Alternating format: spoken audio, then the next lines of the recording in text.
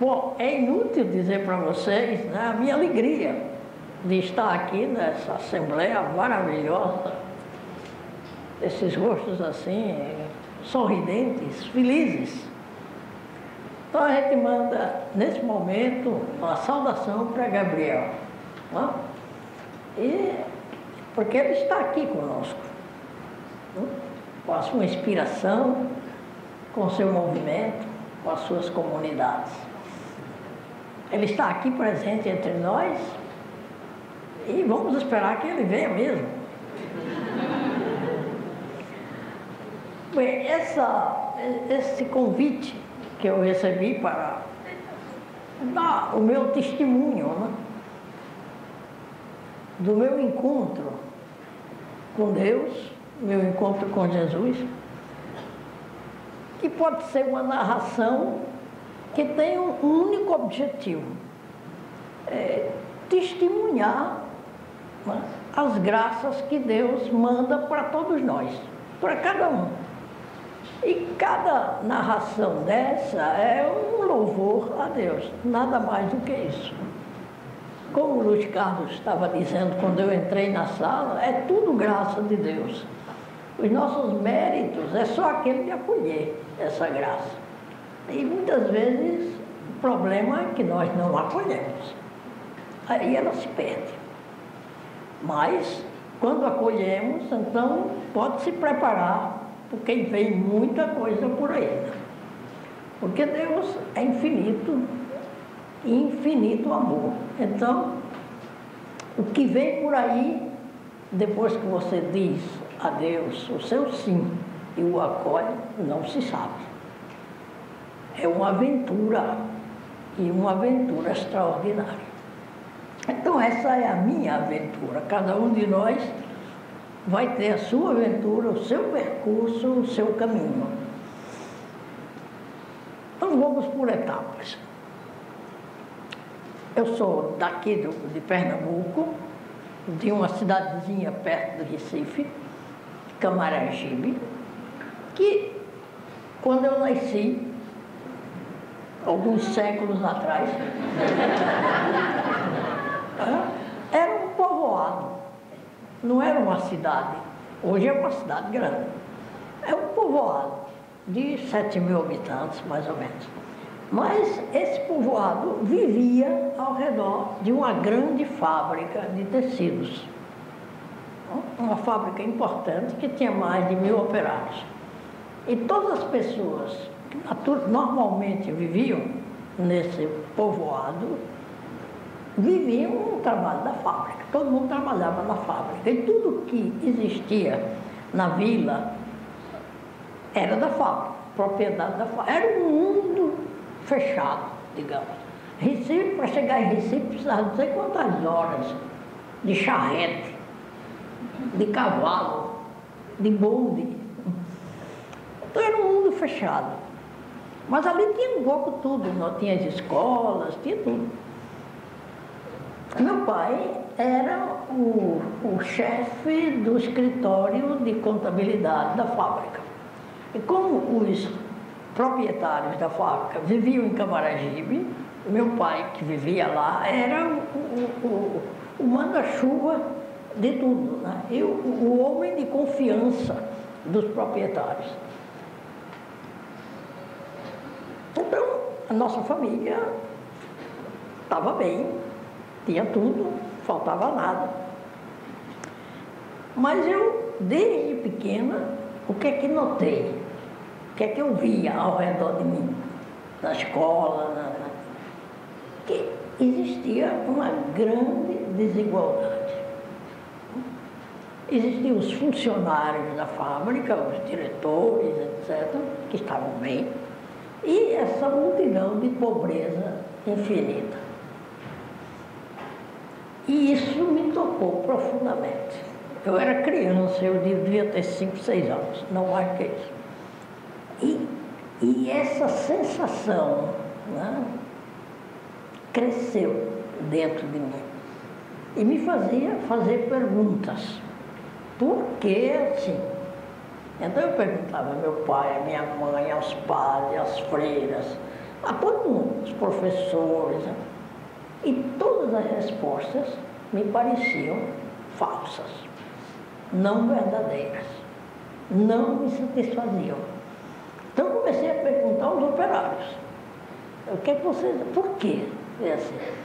E as respostas que eles me davam me pareciam muito mais interessantes. Então toda a minha infância, essa sensação que eu tinha que fazer alguma coisa para que essa situação se transformasse, mudasse, foi crescendo dentro de mim. Tanto que já ainda muito pequena, tinha 9, 10 anos, eu já tinha decidido meus projetos para o futuro. Quer dizer, eu queria estudar direito. Eu sentia que tinha que ser, essa transformação tinha que ser muito profunda, tinha que transformar a vida social, as comunidades, a vida política do país. Então eu pensava que estudar direito seria um caminho, né? Transformar a sociedade através de leis melhores para a sociedade. E nessa caminhada de criança e de adolescente eu sentia, porque eu via falar lá no povoado, tinha um sindicato já.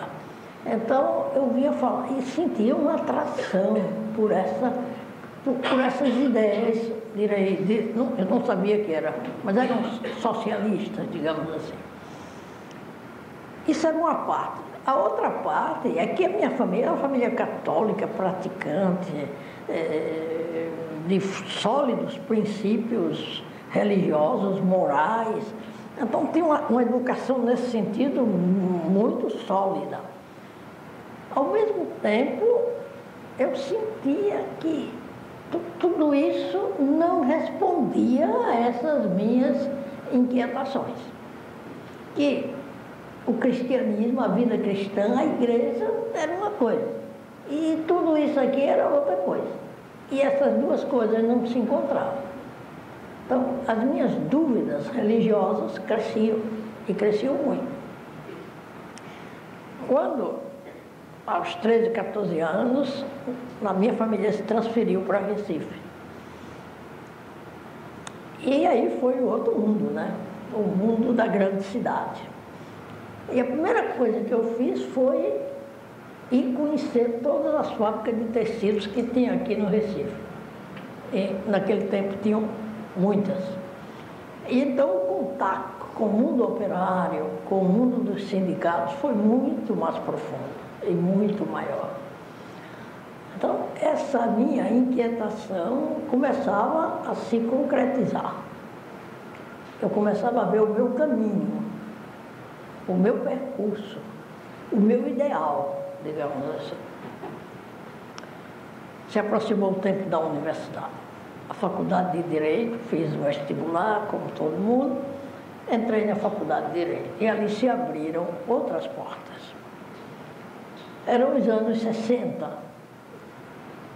Politicamente, o Brasil tinha saído de uma crise política muito grande, era mais ou menos o tempo do presidente Juscelino Kubitschek, tempo de democracia, portanto, de grandes possibilidades. A Faculdade de Direito foi também o tempo de conhecer o socialismo de maneira mais profunda, de estudar, de ler Marx, Lenin, todos os grandes revolucionários da história, e de começar a concretizar essa luta, que, como dizíamos todos, essa revolução social que tínhamos que fazer no Brasil. Foi um tempo maravilhoso. Eu vivia praticamente na faculdade, chegava em casa só de noite. E o caminho estava ficando mais concreto. A gente trabalhava com os operários, trabalhava com os pescadores. O caminho se concretizava. As dúvidas começaram a aumentar. Por quê?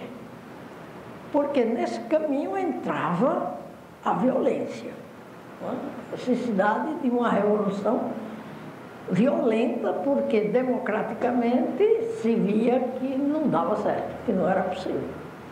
Então, era necessário instaurar uma revolução violenta. E isso entrava em contraste com as minhas ideias e com a educação que eu tinha recebido. Então, é um momento difícil e de crise. Crise muito profunda. Crise se concretizou, digamos assim, num momento muito importante na minha vida. Um dia eu saí da faculdade, era 10 horas da noite. Um momento de confusão, de reunião, de projetos, de programas. Eu saí de lá com a cabeça fumaçando. Aí vim ali para os que moram aqui no Recife, pela Rua do Príncipe, de noite, era mais 10 horas da noite. E coisa interessante, eu passo de frente no oitão da Igreja da Solidade e estava aberto. Coisa absolutamente extraordinária, porque as igrejas naquela hora não estavam todas fechadas. E estava aberta uma pequena porta no oitão. Aí eu entrei, tudo escuro, me sentei num banco, estava cansada, não só fisicamente, estava cansada da vida. E tinha só a luz do tabernáculo acesa. E saiu espontâneo essa oração. Não era uma oração muito profunda, não, era uma oração duvidosa. Eu disse: Jesus, se tu existes, me ajudas, se é que tu podes. Uma oração muito complicada. Fiquei ainda ali alguns momentos, depois fui embora para casa. Alguns meses depois, 3 meses depois, estava chegando da Itália meu irmão. Meu irmão era sacerdote, quer dizer, ele foi para a Itália estudar como seminarista. Ele estava lá há 7 anos. Então eu quase não o conhecia, porque quando ele partiu eu era criança. Estava voltando ordenado sacerdote. Então, na minha casa, grande festa, eu digo: isso aí vai dar confusão. Só faltava isso. Dentro de casa, um padre. Pronto. Agora sim que não vai prestar mais. Ele chegou, festa em Camaragibe, povoado, primeira missa, essa história toda. Alguns meses ele ficou em casa, antes de receber um encargo na diocese. E eu ficava olhando, né? Como é que é esse... Me impressionou, porque ele era um cara diferente. O modo como... A minha casa era sempre cheia de operários, porque vinham falar com meu pai, essas coisas todas. E o modo como ele tratava as pessoas, o modo como ele se relacionava, como ele escutava, como ele falava com minha mãe, com meus irmãos, nós somos uma família grande. Eu ficava só olhando, né? E não queria muita conversa. Aí um dia ele chegou em casa, eu estava estudando, tinha as provas na faculdade, e me disse: Vera, olha, chegaram meus amigos da Itália, coisa mais do que natural, porque ele tinha estado lá 7 anos, e tu me ajudarias a conversar com ele, hospedá-los? Não dá não, porque eu estou estudando para a tua aula, não dá. Uma vez conseguiu me convencer, né? A causa era a hospitalidade nordestina, né? A hospitalidade nordestina é uma coisa séria. Aí eu saí com ele pegou um táxi e fomos para Apipucos, que é o bairro aqui do Recife, onde esses amigos estavam hospedados na casa da irmã de outro padre, também tinha estudado em Roma. Eram os 3 primeiros focolarinos que chegaram aqui no Brasil. O fato é que esse meu irmão tinha conhecido o movimento dos focolares lá na Itália, já alguns anos antes de ser ordenado. Então ele estava ligado com o movimento. E quando ele já estava aqui, eles decidiram, Chiara decidiu pela primeira vez que fazer uma viagem fora da Europa, porque tinham muitos padres que tinham conhecido o movimento, não só no Brasil, mas na Argentina, no Chile e por aí fora. Então chegamos nessa casa, eu não sabia nada de tudo isso, né? Chegamos nessa casa e se apresentou, ele tocou, veio uma jovem e me recebeu muito bem, etc. Eu entrei, aí ele disse, olha, velho, eu estou ocupado no seminário, tu fica aí, eu vou embora. Aí eu pensei, quando eu encontrar com ele, eu mato ele.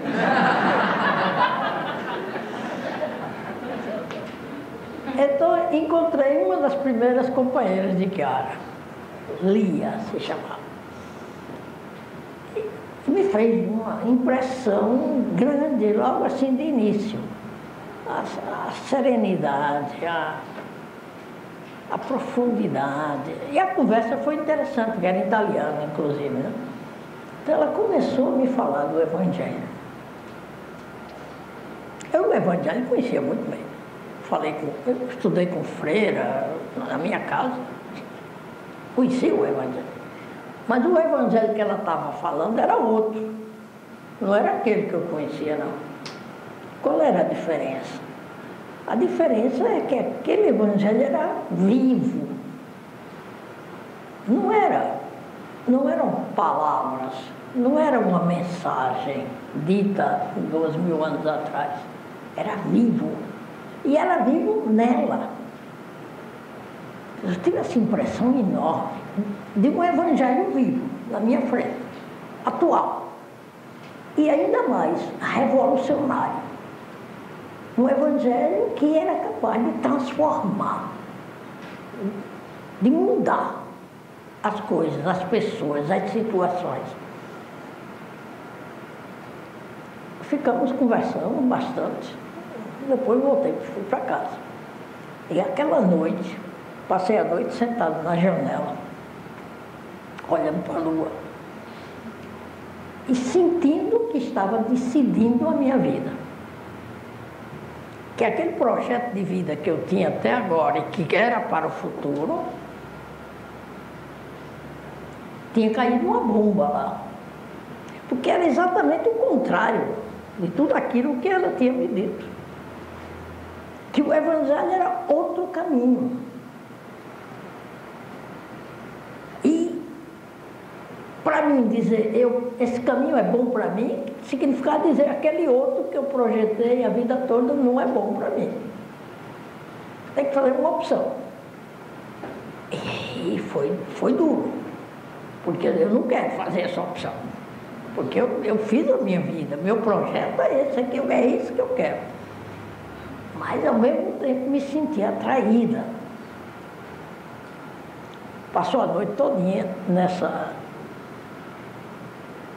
Aí no outro dia fui para a faculdade, para as aulas, e no meio da aula o professor estava falando de revolução agrária, coisa muito forte e muito boa.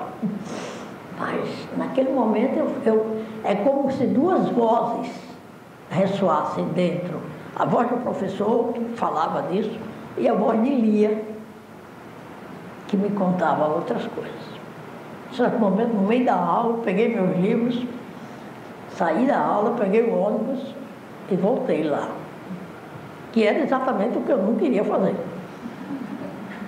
Cheguei lá, toquei na campainha, Lia veio abrir, olhou para mim e disse, Vera, eu estava te esperando. Chega a tomar um susto. Como é que ela estava me esperando? Se passava de susto em susto. E aí começou uma vida nova para mim. Quer dizer, os primeiros passos. Os primeiros passos era a vida do Evangelho. Quer dizer, viver a palavra. Dai e vos será dado. Qualquer coisa que fizerdes ao menor dos meus irmãos, foi a mim que o fizeste. Foi a Jesus. Eu nunca tinha pensado isso na minha vida. Isso era uma coisa, Jesus era Jesus, lá por cima. E Jesus era esse aqui, um por um. Chegava em casa, minha mãe é Jesus. Meu irmão é Jesus. Mudava tudo. O modo de fazer, a sensibilidade, tudo mudava. Ao redor de mim, nascia muitos jovens aqui no Recife, ao redor do Evangelho. O que eles nos transmitiram foi esse amor à palavra e essa vida do Evangelho. E quando eles foram embora, depois de 10 dias, começamos a viver essa vida. E nos encontravam todos os dias, depois da missa na igreja de Santo Antônio. A turma toda se reunia para contar como é que tinha vivido o Evangelho naquele dia. E contar as experiências e os frutos que aconteciam. Pessoas que voltavam à fé, pessoas que se convertiam. A gente começou a ir pelos mucambos, a ir pelas favelas aqui do Recife. Era uma coisa extraordinária. Nasceu uma comunidade. Quando a gente se viu, tinha jovens, famílias, crianças, padres, freiras, tinha tudo. Uma comunidade. Que não tinha nome, não tinha nada. Vivia o Evangelho. Em certo momento, meu irmão, que estava no meio dessa comunidade nascente, chegou e disse: olha, que a confusão está grande por aí. O que está acontecendo? O bispo quer falar com vocês, conosco. Eu digo: e o bispo, o que é que tem que ver com isso? Aí ele disse: claro que tem que ver, velho. Você tem que ir lá no bispo. Chico Maria. Aí fomos lá no bispo, né? Fomos no bispo, aí, e ele perguntou: o que está acontecendo que todo mundo está falando de vocês? Aí a gente contou para ele o que a gente fazia, simplesmente. E claro que o bispo ficou muito satisfeito, muito contente, deu a bênção dele e nós continuamos a nossa vida. 9 meses depois, os 3 focolarinos voltaram daí do sul, porque daqui eles foram para o sul. Voltaram para ir para a Itália e pararam aqui no Recife ainda, né? Não vou contar essa história não, porque é muito complicado e muito bonito. Mas de qualquer maneira, o avião quebrou, eles não iam passar por aqui não. Mas no voo, em cima de Salvador da Bahia, o avião pegou fogo. Um dos motores pegou fogo. E o avião foi obrigado a fazer uma descida de emergência aqui no Recife. E aqui passou 4 dias para arrumar esse avião. E nesses 4 dias nós estávamos sempre lá com eles. E ali se decidiu, eles fizeram uma pergunta, se nós queríamos ir para Oma, para a Mariápolis. O que era Mariápolis? Nós perguntamos, porque não sabíamos. Mariápolis é o seguinte: durante o verão europeu, todos aqueles que vivem esse ideal do amor recíproco, da unidade, se encontram nas montanhas, porque é tempo de férias lá, e constituímos uma cidade, a Mariápolis, a cidade de Maria, na qual o que é que se faz? Se vive o Evangelho e se faz a cidade nova. Aí nós vamos. Vocês devem pensar, 1959, éramos estudantes, sem nenhuma possibilidade econômica. Naquele tempo, andar de avião, ir para a Europa, era coisa de rico. As pessoas muito ricas iam para Paris, para Londres, fazer compras. Assim, em um mês, nós conseguimos, com a comunhão de bens de toda a comunidade, conseguimos as passagens para viajar para Roma. Fomos em 5, 4 com meu irmão. Mariápolis, 1959, nas Dolomitas, que é uma cadeia de montanhas do norte da Itália, e lá as pessoas iam e se revezavam. Né? Se ficava lá os 12 meses das férias, do verão, julho e agosto. Então, quem podia ia, ficava 5 dias, 10 dias, uma semana, 15 dias, e iam-se de toda a Europa. Naquele ano passaram pela Mariápolis 12 mil pessoas. Nós éramos os únicos que tinham vindo do continente. Né? Então, nós passamos os 12 meses lá. A nossa Mariápolis durou julho e agosto, 12 meses, 60 dias. Ou melhor, 70 dias, porque terminou no dia 10 de setembro. E para mim foi uma experiência daquela que se leu ontem no nos Atos dos Apóstolos, da caída do cavalo de Saulo, né? De São Paulo. A Mariápolis se revelou para mim aquilo que eu já tinha experimentado pessoalmente, na vivência da palavra, como uma realidade social. Se passava do pessoal para o social. Era a concretização que a palavra vivida não só resolvia os meus problemas, os meus questionamentos pessoais, mas resolvia os questionamentos da sociedade. Podiam ser aplicados nos relacionamentos sociais, políticos, econômicos. Na Mariápolis, eu entendi que aquele era o meu caminho. E quando é que eu entendi isso? Eu entendi isso quando, depois de uns 20 dias que estavam na Mariápolis, Chiara disse que queria nos encontrar. Éramos os mais distantes, né? Que vinham de mais distantes. E esse encontro com Chiara, eu não conhecia Chiara, conhecia Chiara de nome. Eu sabia que era ela que tinha iniciado esse movimento. Nunca tinha visto, não sabia nada dela. Um chalé de montanha, ali nas Dolomitas. E ela quis conversar com cada um de nós, com os 5. E quando chegou a minha vez, era a primeira vez que eu a via. E nesse encontro, o que me tocou para sempre foi a simplicidade de Chiara. Vocês podiam... O que é isso? A simplicidade é Deus. Nós somos complicados. Isso todo mundo sabe. Nós somos complicados. A simplicidade é Deus. Deus é simples. É por isso que nós não entendemos nada de Deus.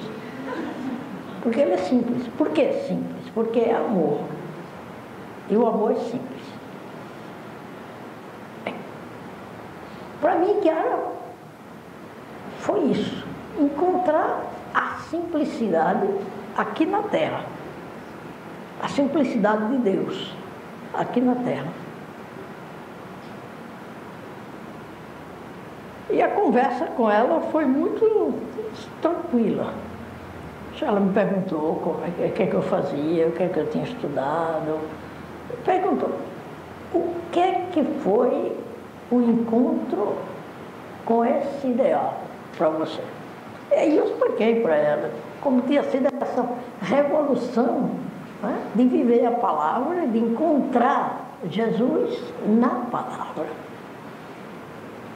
Jesus não era mais abstrato, era concreto em cada pessoa que eu encontrava. E Depois eu disse uma coisa para a Chiara que eu não tinha pensado. Quer dizer, eu tinha pensado antes algumas coisas, mas essa não. Eu disse, e agora eu não sei mais o que Deus está querendo de mim. Não sei se devo continuar os estudos de direito ou se eu devo deixar tudo e entrar no focolário. Eu nunca tinha pensado isso na minha vida. Mas eu disse. E fiquei assustada com aquilo que eu estava dizendo. Então, Chiara me olha assim e me diz, olha, velho, tu agora não pensa mais nisso. Agora vive na Mariápolis, profundamente, totalmente. Né?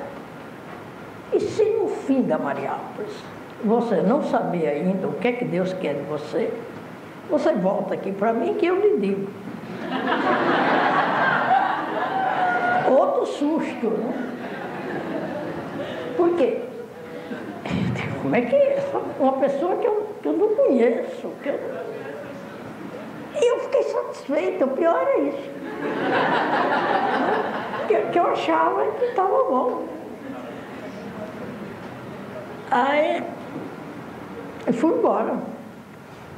Eu soube mais tarde, alguns anos mais tarde, eu soube que quando saí desse encontro,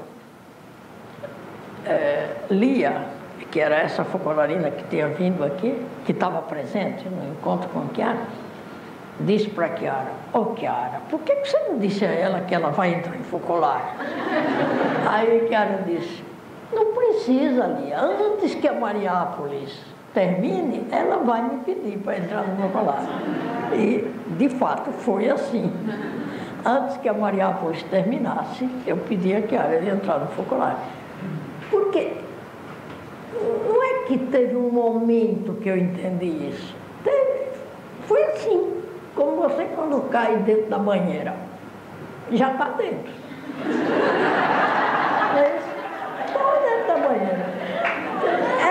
Era o meu caminho, era o que Deus estava querendo, era o que eu queria. Então, terminou a Mariápolis, nós voltamos para o Brasil para abrir um focolário. Partimos para procurar casa, apartamento, porque vinham também alguns focolarinos italianos. Então preparamos aqui tudo, elas chegaram, um mês depois que a gente chegou, começou a aventura do movimento aqui no Recife. 2 focolários, masculino e feminino, e foi ver assim como experimentar um caminho novo, né? As comunidades que nasciam era a vida da palavra. O resto vinha tudo depois. Toda a espiritualidade, com todos os pontos da espiritualidade. Mas a semente era a vida da palavra. E a palavra abria as mentes, transformava o modo de ver, o modo de fazer, transformava nossas vidas. Éramos outras pessoas. Quer dizer, estávamos caminhando para ser Jesus. Depois de alguns meses, recebemos a notícia que Chiara vinha aqui no Brasil. Vinha nos visitar. Nós éramos o único focolário fora da Europa. Então Chiara veio aqui e passou 8 dias conosco. E foram 8 dias, naturalmente, belíssimos. Porque Chiara era só para nós. Então nós estávamos todo dia com ela. Eram momentos assim belíssimos. E no fim desse encontro, Chiara me disse, olha Vera, no próximo, ela vem em maio, no mês de junho, que lá são as férias, eu acho bom você vir para descansar um pouquinho, porque eu estava trabalhando na faculdade e no focolário, então o negócio era pesado. Aí se você vem, passa um mês, descansa um pouco e depois você volta. viajei com passagem de ida e volta. Só foi da ida mesmo, porque a volta não teve mais não. Quando eu estava lá, então a Chiara disse, depois de uns 15 dias, ela me chamou com Dom Pasquale Forese, que é o primeiro focolareno sacerdote, e disseram, olha, nós decidimos que tu vais ficar aqui, na Itália. E fiquei mais de 50 anos. O focolário, o que é o focolário? O focolário é um caminho novo, é um caminho para a santidade, um caminho para encontrar Deus, sempre. Em algumas maneiras. A primeira maneira é o irmão, é sempre o irmão, no focolário e fora do focolário. É sempre conviver com Jesus no irmão. Mas se essa convivência é recíproca, porque cada um que está no focolário vê Jesus no outro, fala com Jesus no outro, vive com Jesus no outro, isso cria o amor recíproco. E o amor recíproco significa que Jesus se sente atraído. Onde 2 ou mais estão reunidos no meu nome, eu estou no meio deles. A gente começa a experimentar a presença de Jesus entre nós. Ele é um convidado que se estabelece. Não é mais só Jesus no irmão, mas é Jesus entre nós, que dá força, que ilumina, que ajuda, que faz sentir a sua presença. Nos faz uma família.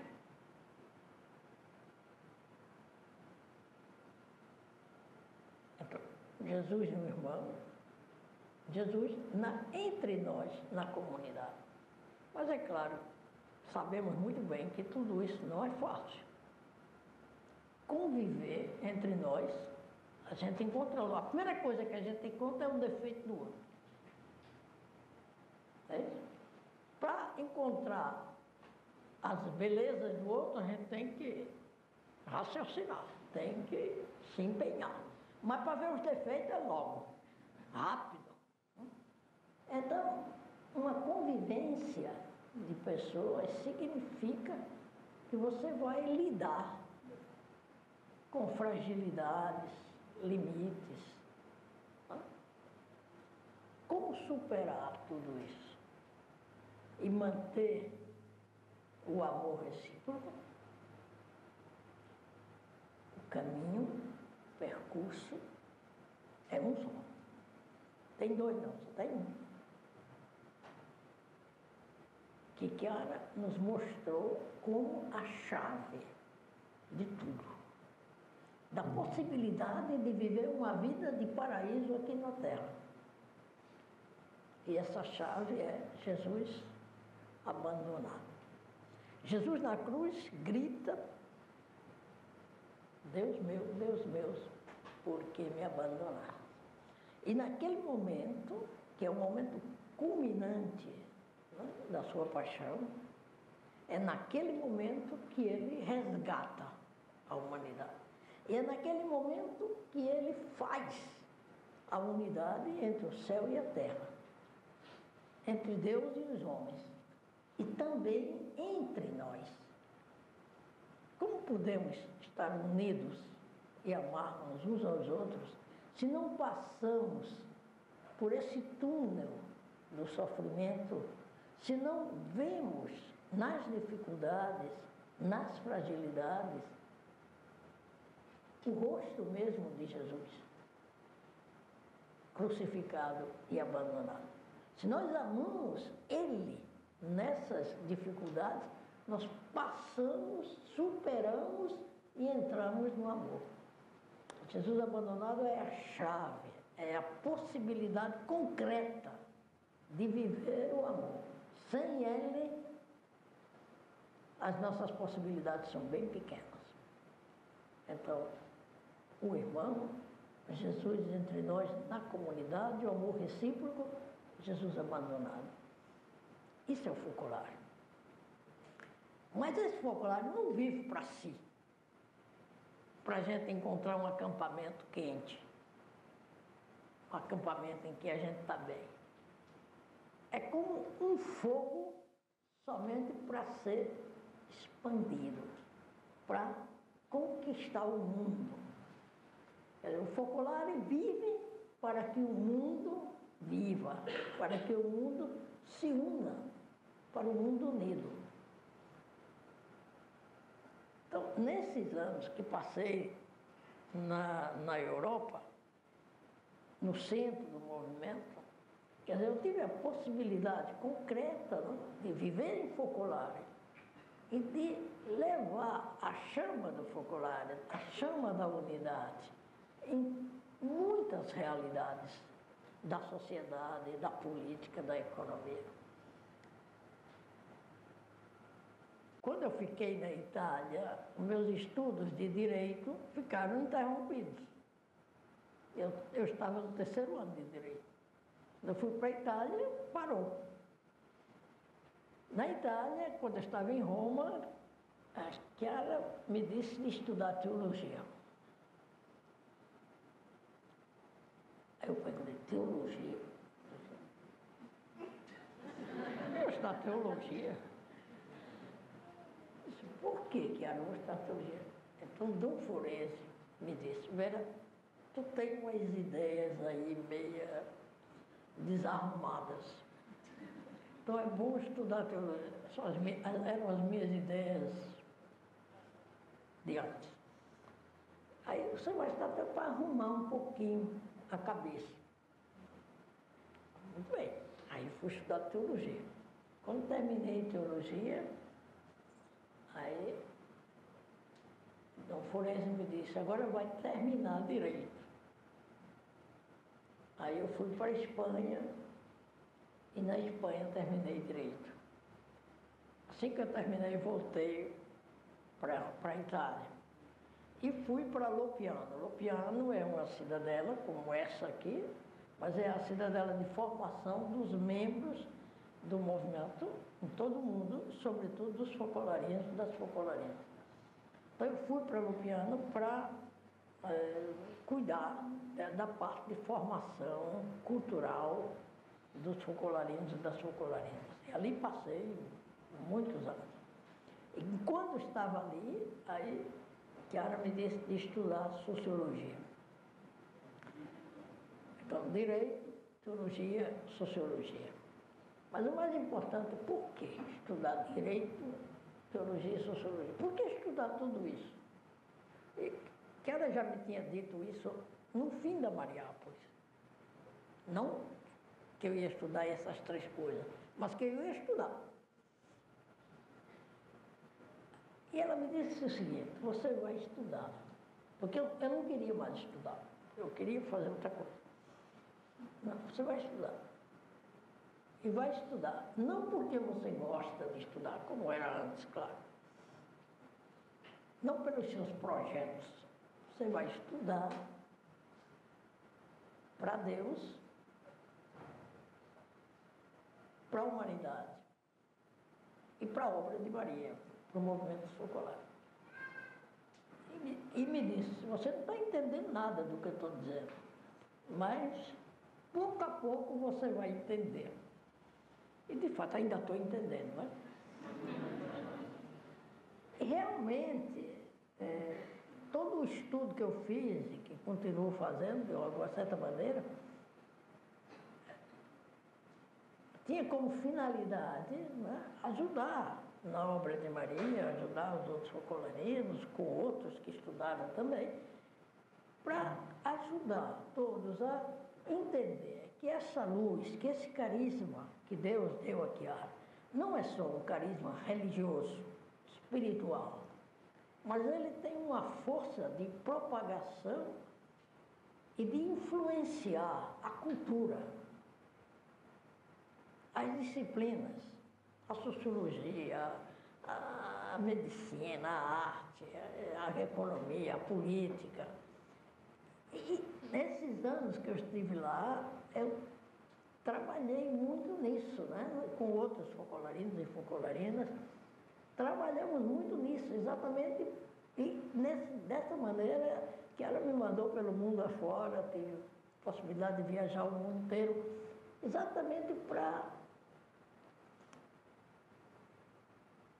levar essa luz da unidade, do Cristo, que faz a unidade do mundo, através de uma luz que parte sempre da vida da palavra e que depois se evolve, né? e se torna instituições novas, estruturas novas, maneiras de se relacionar novas através de uma cultura iluminada.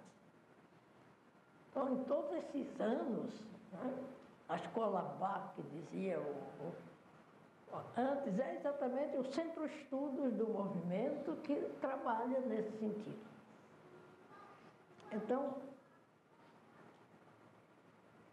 a luz e a vida do focolar tem sentido porque ela é o coração que bate, mas para iluminar e arrastar a sociedade a viver de maneira melhor. Mas isso não só espiritualmente, digamos assim, também culturalmente. Criar ideias novas, conceitos novos, em modo a influenciar a vida da sociedade. Eu aprendi nesses anos todos é que Jesus está presente no mundo. Às vezes a gente se esquece disso. O ressuscitado está entre nós. Isso, a igreja sempre explicou isso. Ele nunca nos deixou. Mas, através dos anos, o que é que aconteceu? Que se criaram espaços sagrados onde Jesus estava.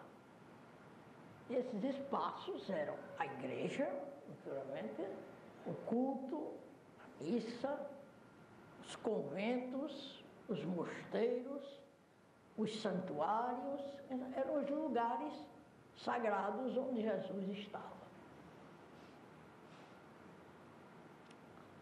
O que é que Chiara nos ensinou? Que não existe espaços sagrados. Quer dizer, existem, mas Jesus não está só nesses espaços sagrados. Jesus está em todo canto. Jesus está nas famílias, está no meio da rua, nos bares, nos estados, nos lugares de trabalho. Está lá onde pessoas se amam. Ali está Jesus. E isso é uma revolução. Isso é maravilhoso. Isso é algo que muda a nossa maneira de viver no mundo.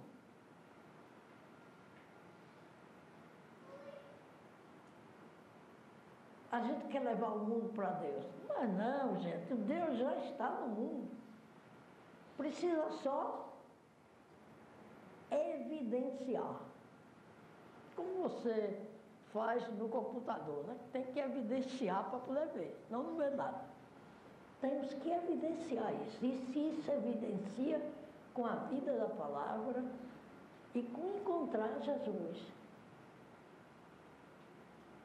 Então, você encontra uma pessoa, em vez de ver logo os efeitos dela, você vê Jesus. Quer dizer, procura o positivo. Evidencia o positivo. Evidencia o que tem de melhor nela.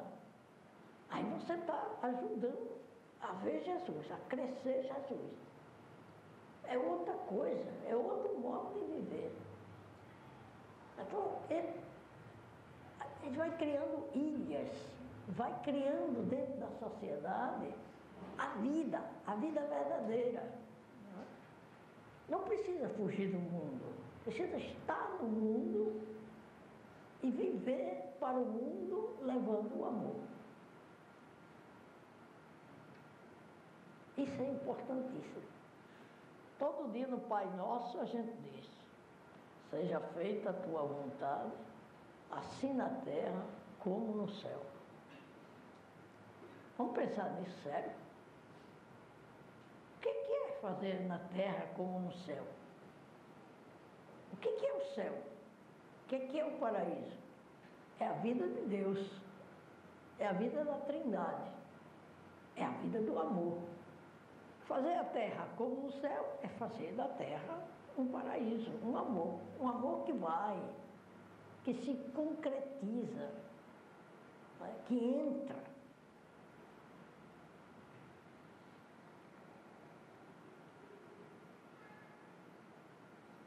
Então isso não é um ideal abstrato, impossível. É um ideal concretíssimo e possível. Possível na medida em que nós dizemos de sim a esse chamado de Jesus de levar a vida dele entre nós no mundo inteiro. Depois de todos esses anos passados lá na Europa, era o momento de se aposentar. Só que ninguém se aposenta, né? Sobretudo, quando você sai de Deus, não tem aposentadoria, não. O caminho é sempre aberto. Então, voltei para o Brasil. E para mim é uma aventura nova. Parece que estou começando tudo de novo. Primeiro porque eu estou reencontrando o meu país. Todo diferente de como eu tinha deixado. Me estou enculturando outra vez. Isso é uma aventura maravilhosa. A redescobrir as pessoas, a cultura, o povo, a religiosidade, a vida. Então, estou aqui na Mariápolis e tenho essa impressão, né, que como cada dia é um chamado novo, né, por aquilo que Deus está me pedindo nesse momento. Ele está pedindo muitas coisas. Mas com aquela mesma alegria e com aquela mesma impressão, né, de uma aventura que não só não terminou e não tá para terminar, mas que é sempre nova, cada dia é nova, porque é um caminho com Jesus, em Jesus e para Jesus. Eu terminei.